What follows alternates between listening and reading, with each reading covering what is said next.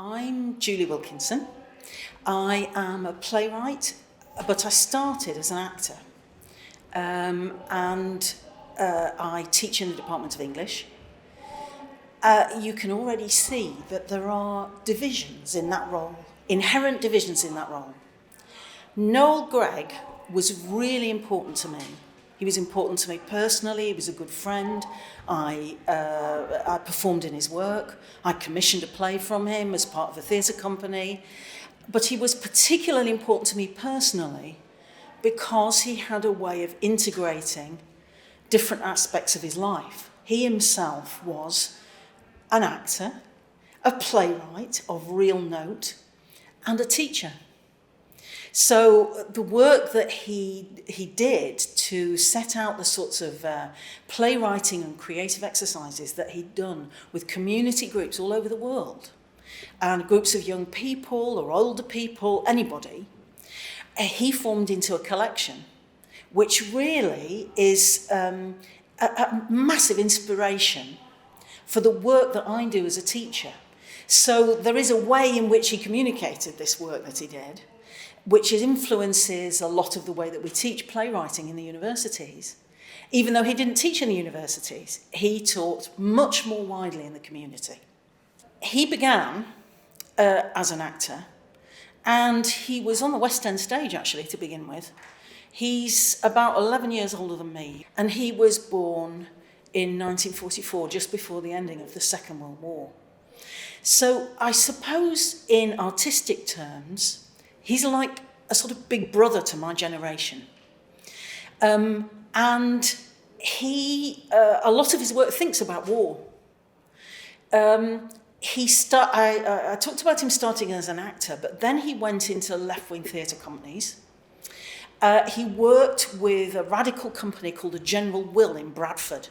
And Bradford at that time, in the late 70s, was very radical, particularly in terms of gay politics. So there were a lot of very active lesbian women, changing the way we thought about raising children. There was a great deal of foment of ideas and practice and different ways of living and experiment.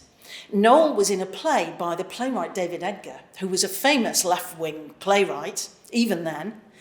And Noël famously went on strike in the middle of a performance in Bradford because the play didn't adequately represent gay sexuality as a part of the stream of the movement of progressive ideas. And his strike was about the fact that there were no gay characters in this play and that gay sexuality and gay liberation were being ignored on the left. This was a sort of absolutely crucial moment for David Edgar, who's also a friend who I know, right? And in Noël's obituary, because Noël died aged 64 in 2009, I think, and David wrote an addendum to the obituary in The Guardian, talking about this event in the General Will, and with great generosity, actually. But it changed his life. It changed all of our thinking, and that's what Noël was like. He changed the thinking of an entire movement. Later, he came to build connections with the labour movement, and one of the key shows that he did for Gay Sweatshop, he joined shortly after it began. And one of the key shows that he wrote was called Dear Love of Comrades, and that was about Edward Carpenter. Edward Carpenter, of course, a 19th century progressive, radical, gay, left activist. And very important in this area. He lived just somewhere in the Pennines, I think, or over in Yorkshire, but was very active, very connected with Bolton. So Edward Carpenter was a really important poet. Noël wrote about him, and he wrote about the beginnings of Carpenter's desire to integrate his idea of what gay sexuality was about and the solidarity in the trade union and labour movement. And that's the word. It's not a word Noël would use, actually, but Noël he sort of mobilised friendship So that for Noël, what I would call solidarity as a trade union activist and a left-wing playwright is something that, you know, to my feminist side and my feminist background, Noël would regard as, I would call it solidarity. Noël would call it friendship, but friendship meant something much deeper. And it meant the idea of a movement which could continue despite attack. And one of the reasons, you know, from people who disagree with you or people who want to put you in prison because you're gay or whatever the odds are that are against you, they can be overwhelming, they can feel overwhelming. And that's why I think Noel's work is really, and Noël himself, to remember, is really important right now. We did a play, I was in a play of his called Best of Friends. And we commissioned this in the late 80s, I think it was 86, in a collective theatre company that I was in that was based in Mansfield in Nottinghamshire. It was called New Perspectives, the company, and we were funded by the Arts Council and by Nottinghamshire County Council. And we toured the whole of Nottinghamshire, the whole of the East Midlands, and then we did a little bit of touring further afield. Noel's play was for young audiences, Best of Friends.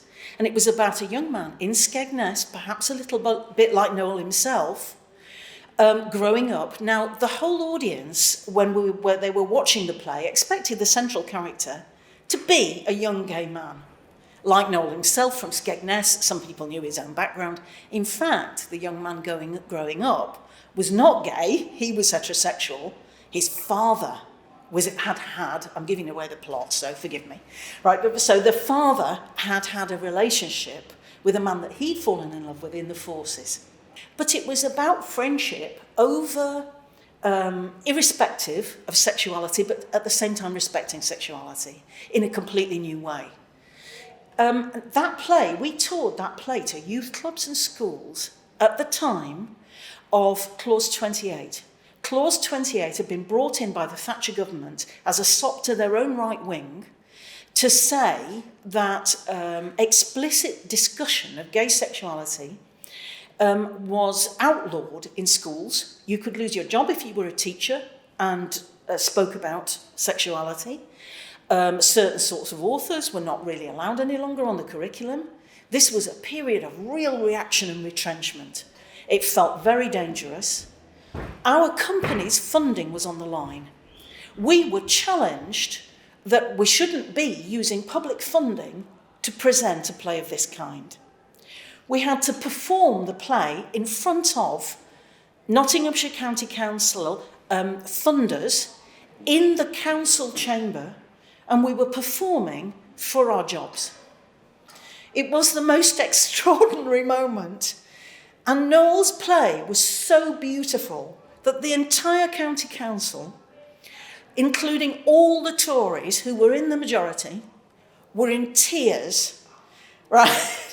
And came up to us later and said it was the most beautiful piece of work they'd ever seen, absolutely persuasive. Now, I'm still angry that we had to face that level of censorship or potential censorship, but it's typical of Noël that he could reach out to people who didn't agree with us at all. You know, that he had the courage to do that, to write a play which was deeply proud of gay sexuality, self-questioning, you know, a profound piece of work, very beautiful, but at the same time welcoming. So he is the most fantastic and it's almost urgent that we remember what Noël did. Towards the end of his life, when he had cancer, he then went off and he did years of work, decades of work with young people's theatre companies, including Theatre Centre in London, very important in Noël's career. So he did some really important work for young people's theatre. And he founded a very important festival that happens at Contact Theatre in Manchester, which was called Contacting the World, where young people did new scripts, and they did them and collaborated with young people's theatre groups from all over the world. So he was about talking to people, yeah? It was about communication and human empathy. But towards the end of his life, he was beginning to get even more adventurous, nothing put him off. So Noël went towards the end of his life to Tehran, where he was working with a group of mullahs, young mullahs, training in a seminary for mullahs, where he worked also with a group of young women, and he was working on playwriting, including a positive attitude towards gay sexuality. That's brave, right? And Noël was a man who, it was very difficult to say no to him. If you were connected with him, he was just inspiring. He didn't think he was. This was a man who struggled in his own life and would talk about periods of depression or loneliness. But he had a way of reaching out, and he had a way of knowing when you needed it. So just to bring it back to the personal, there was a period when I was very busy looking after my kids, and it was quite difficult to get commissions for new work. I wasn't really sure what I was doing next or what I would be writing next. And I got one of Noël's famous letters, and I say famous because there are people all over the world who've had personal letters from Noël which have changed their lives. When I went to Noël's funeral, very many people stood up and read out the letters that he'd sent to them personally, which were about their careers or their personal lives or advice or support, which had changed their lives. And I am in possession of one of Noël's letters, and it kept me writing. At a time when I was at a loss for the next piece of work that I might do, Noël was the person who wrote to me and said, "What are you working on? What's the next idea?" And that letter kept me as working as an artist. This is an extract from Noël Greig's play, written in 1979, first produced in 1979, for Gay Sweatshop, called The Dear Love of Comrades, and it's a speech by Edward Carpenter. Frank, let me tell you a story. It starts on a beach in Brighton when I was a little boy, sitting there dreaming about islands. Even after I'd left Brighton, when I was a student at Cambridge, I had the same dreams. When I went into the church, when I left the church and became a teacher, I'd still have visions of coconut groves and white beaches.